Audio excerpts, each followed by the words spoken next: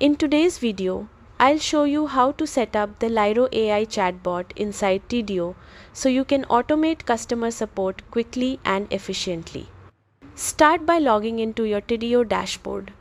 From the left menu, look for the Lyro AI or AI Agent section. This is where you'll manage everything related to Lyro.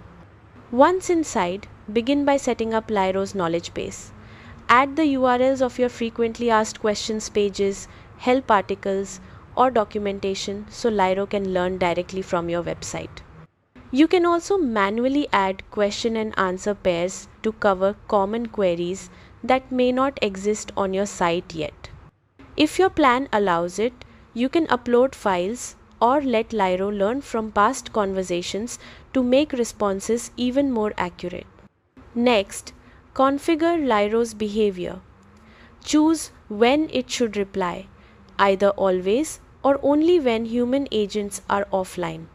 Then select the channels where Lyro should be active, such as website chat, email, or social messaging platforms. Set your business description and decide the tone of voice, whether friendly, neutral, or professional.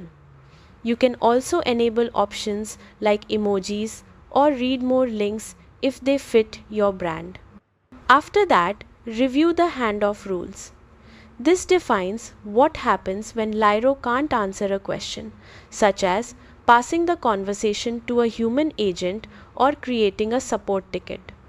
Before going live, open the playground or preview mode to test Lyro's replies. Ask sample questions and fine-tune your content if any answers need improvement. Once everything looks good, activate Lyro and publish it. That's it.